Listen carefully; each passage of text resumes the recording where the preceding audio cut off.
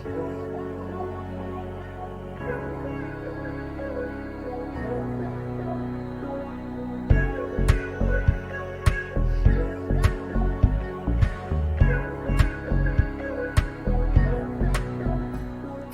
is the Atheist Guide to Spiritual Awakening.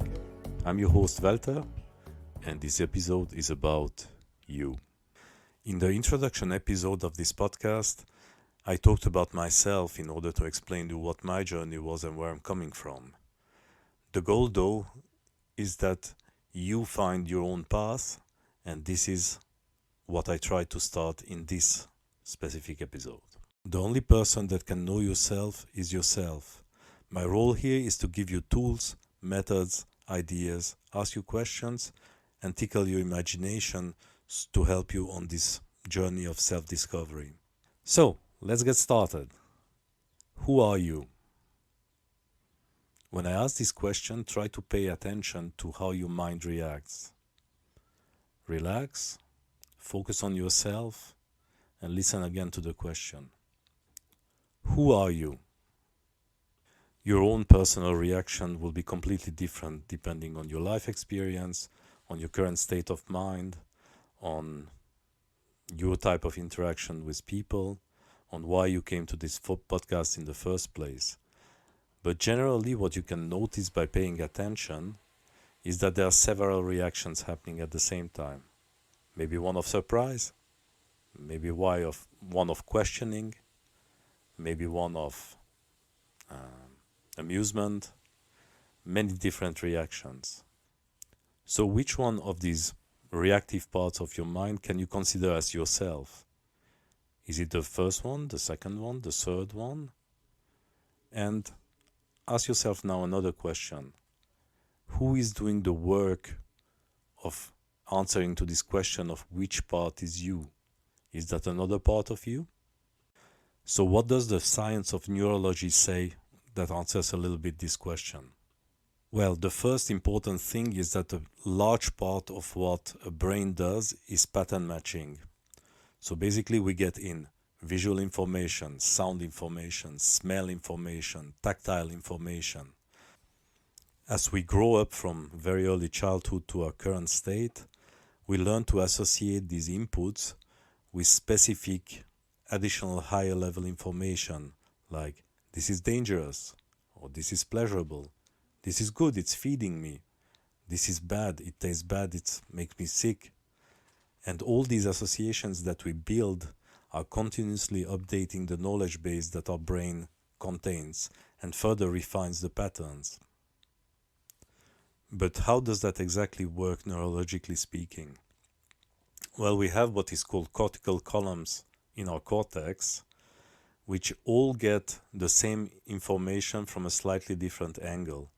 So maybe one cortical column will be focused on the left field of your left eye, another one will be focused on slightly different angle from the left field of your left eye, another one is focused on the right eye, and so on and so forth. There are millions of these cortical columns, which are basically pattern matching algorithms implemented as neural networks. Now, these are millions of decisions that are made by these cortical columns to say, okay, this pattern is danger. But is it danger if they all decide differently? Well, what seems to happen deep down in the brain after all of the cortical columns gave their opinions about what is seen, felt, smelled, is that there's a vote. There's a majority vote that says, okay, we all think differently, but the majority thinks that this is dangerous. The inputs that these cortical columns take are not limited to the outside world. They are also taken what's called introspective information, meaning information about your own body and mind state. Like, for instance, your level of cortisol, which indicates stress or peace, your level of oxytocin, which indicates connection to the others or not, your heart rate, your blood pressure.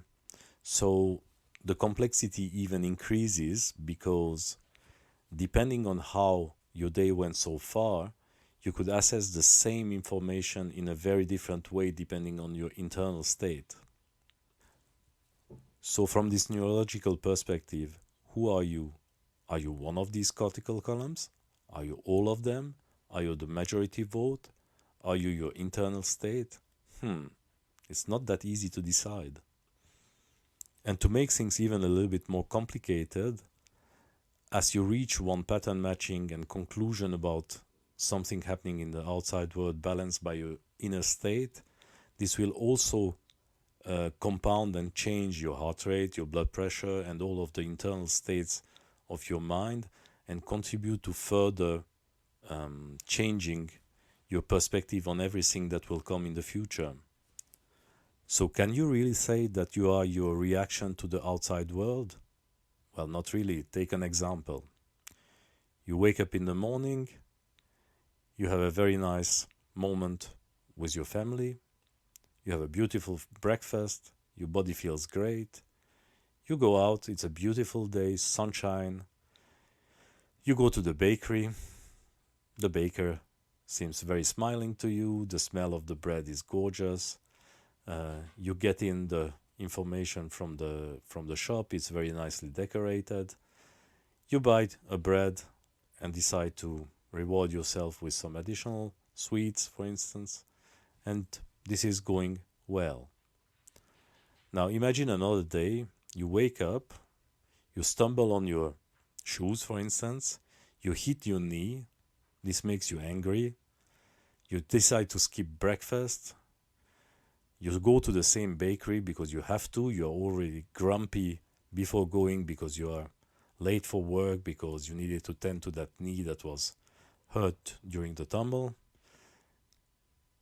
You enter there, the first thing you notice is that the tie of the baker is not exactly your taste, so you think, this doesn't look good. So suddenly something that could have been a beautiful experience turns into something way less positive. So your reaction is completely conditioned by earlier events that happened, and you can't say that you are your reaction because obviously you're not reacting every day the same way to the same events. So who are you? Are you your material being, the atoms and particles and complex system described by physics that makes your body, mind, electrical information going through your nerves, your neurons, your brain? Well, not really, because if you do an analysis, every 5 years we totally replace all of the particles and atoms that make our body. So you are also not really your physical body. So who are you? Are you your identities? These things that we grow as we progress in life, like being a father, being a worker, being an entrepreneur, being a husband, or being whatever else you identify with? Not really, because external circumstances may completely change those identities. You lose your job, you are not a worker anymore. You might want to work again, but you are not a worker. You divorce from your spouse, you're again not a husband anymore or a wife. So, who are you? Maybe one way of asking this question is there something in you that is completely invariant, that is the same from birth to death? So maybe let's go back to that exercise of me asking you, who are you? Relax, focus on what's going on in your brain, and I ask you the question again, who are you? You will see some reactions, maybe by now a bit of annoyance because I asked you the same question so often. But is there something invariant in this exercise? Is there a part of you that you can feel is not changing?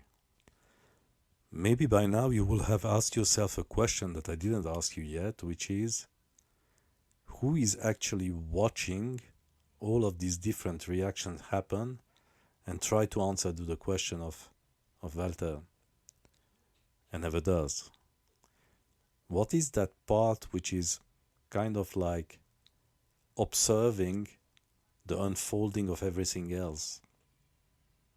And maybe you noticed that part of you before, or maybe you didn't, but that part seems fairly stable. That part is never really commenting, never really judging, never really scared, never really happy. It's just there, sitting in your brain or in your being, and observing all of the rest of the positive and negative things happening in your life, in your brain, in your experience. Now, why does this all matter actually? Well, the way we see ourselves is driving a lot of what we do and how we do things in the world, or how we feel. An example, if whole of your identity is based on your career, then you will put a lot of energy and focus and attention to that, but this might have some negative impacts on other areas of your life. So being caught in one part of yourself that you call you, me the businessman, me the excellent worker, me the ambitious person that wants to succeed, might actually be a good thing, but shouldn't be the only thing in your life. So being able to watch from an outside perspective all of the parts of your mind and brain operating and contributing to your decisions helps you progressively learn more about yourself and rebalance maybe some things that are not serving your happiness or your peace or your well-being in general. One of the things that the society we live in is often putting you in is in a state of fight and flight. So what is fight and flight? Well, selectively speaking, when we were facing a bear in the good old days where we were hunter-gatherers, that bear needed immediate action. So either you ran away or you decided in one way or the other to fight the bear, and well, good luck with that. But so fight and flight is very useful in order not to step in front of a car that is coming. You get afraid, you jump back, you're saved. But it's very bad when it's a continuous way of operating in life. Why is that? Because the defining features of the fight and flight mode is narrow focus, rapid decision making, so not very smart, quite aggressive response, or at least urgent response, so no time to think, just act and act. And the way we live today, with the combination of constant stimulation by phones, by news, by television, by our surrounding, by our co-workers, the constant changes in our notion of what is urgent right now, coming from changes of priority at work, coming from financial urgencies or other external factors, is constantly pushing us in this narrow mode of thinking, which is not conducive to being smart, making life decisions that are bold but rational and with a chance of achieving something good for us. It's urgency, urgency, urgency, move, move, move, move, move, move, move.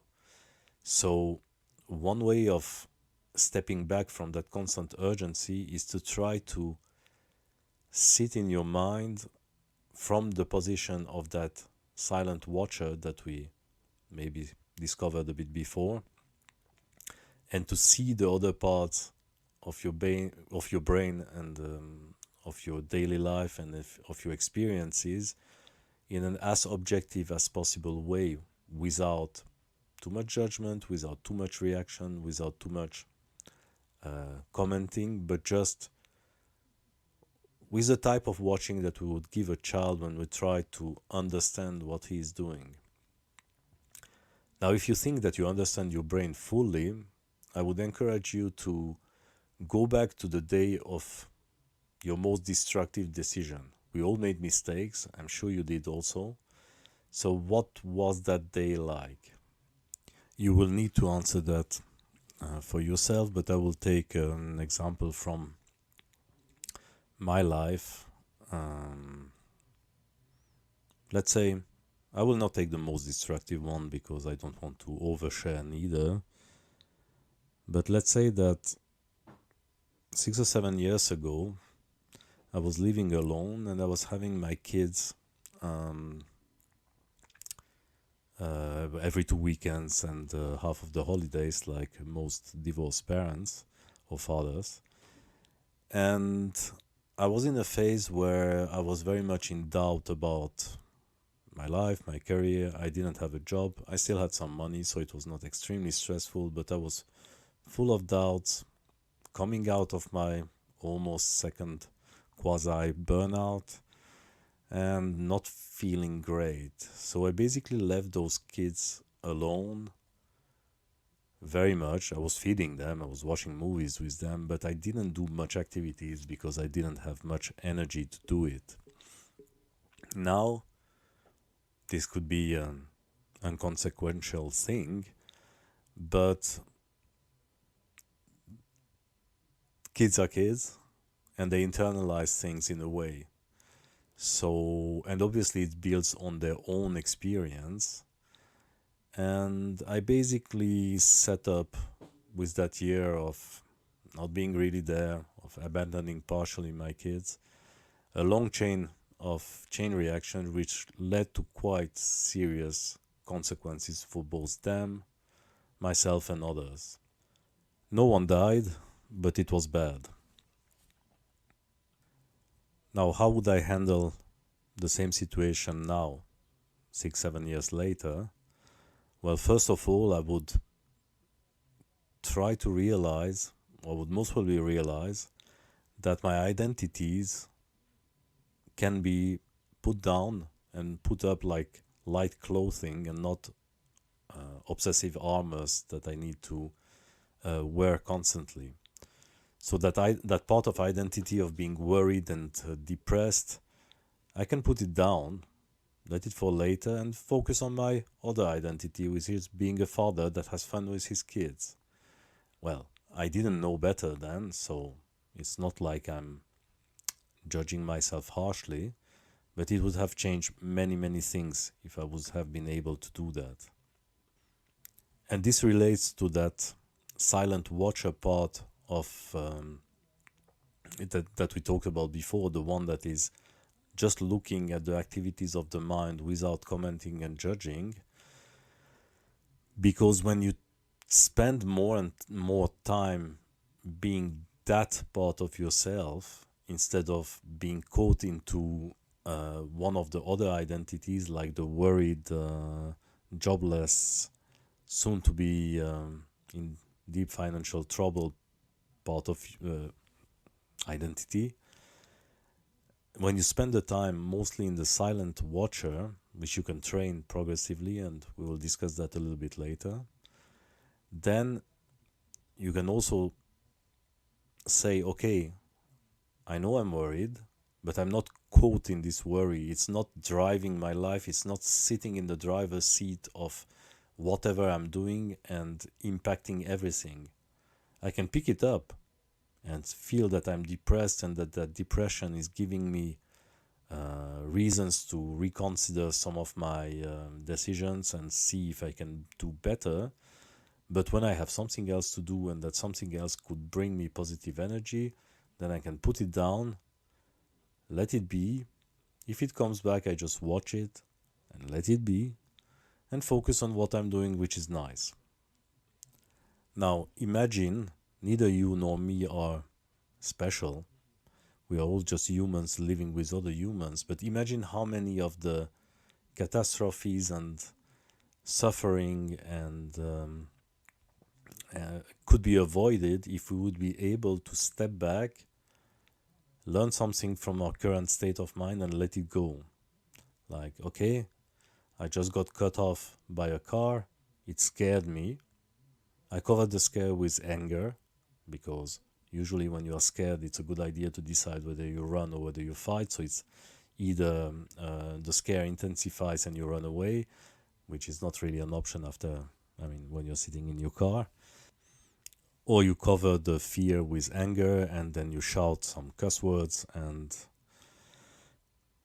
then, which is not consequential because the other driver will not hear your curse, but it becomes consequential when you stay in that mode, when you stay in that angry persona that you just activated, and that you start driving a little bit less carefully, or go to interact with other people and are still angry. So being able to let go is very important for not tainting the qualities of all of your further interactions and activities with that random event which made you angry.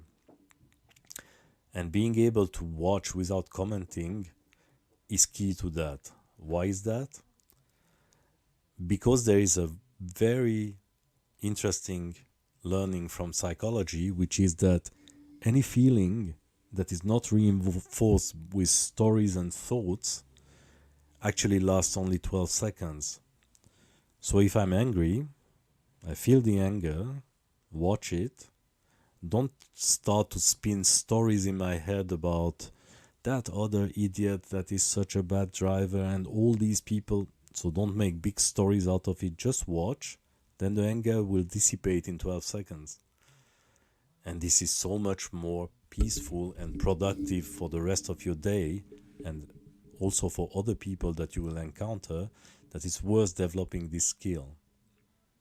So I guess by now you will have realized that the skill I'm talking about, the skill of being able to be the silent watcher more than any of the other personas that activate and deactivate depending on circumstances, is what meditation is. So meditation is a buzzword right now. I mean, everyone is talking about meditation apps, about meditation practice, about, oh, I meditate so much. Meditation is very often misunderstood as an activity to calm yourself down and retreat from the stress of life. My take on meditation is that it's actually a skill that you develop during your meditation time, that you bring back to everyday life to be able to be as much as possible the silent watcher, and not the thoughts and personas and feelings and chaos that your own mind is spinning up often based on internal or external events. There is also another thing that I noticed recently, is that not everyone thinks the same way. And by that I mean that some people think in a verbal way, so they have an inner dialogue where they talk to themselves, and that's what they think is thinking. There are other people that actually think visually, and even there are subcategories of thinking. Some people see full 3D scenes with music, color, odors and things when they think, so they imagine completely a full realistic scene, while others can imagine objects and put them in a kind of visual graph and connect them together. So we don't all think the same way. The most fascinating one is one that I just discovered after some recent event, which is that I will explain a bit later in our discussions about healing and reprogramming the reactive mind, which is silent thinking. So actually, you know what the steps of the thinking are. If you need to explain them to someone, you will be able, but you can't neither hear, feel, see, or do anything, or identify anything that would be a thought in your mind. This is fascinating. I didn't know if it even existed, and then I found out that there are roughly 10% of the people that think that way, including a friend of mine. I didn't know. So fascinating. And this is important in meditation because telling to someone to even note his breath in the standard Vipassana type meditation where you sit down and you breathe, you let your breathing go naturally, and then you notice when the breath is coming in or the breath is coming out. For someone verbal, it would mean to say in and out. Now, what does a visual person do? They need to somehow imagine the breath coming in and the breath coming out. So it's maybe worthwhile to note that maybe even the standard meditation techniques are suffering from the usual problem, which is that they are made for 80% of the people or 60% of the people, and many others would benefit from a slightly different advice. So I hope this episode helped you understand a bit better why it's important to find out who you are and what that stable part of you is and why it matters. This was the Who Are You episode of the Atheist Guide to Spiritual Awakening. Please give me a like and add your comments. I would like actually to ask you to ask me questions to inspire future podcasts or give me ruthless feedback so I can learn how to do better episodes that serve you better.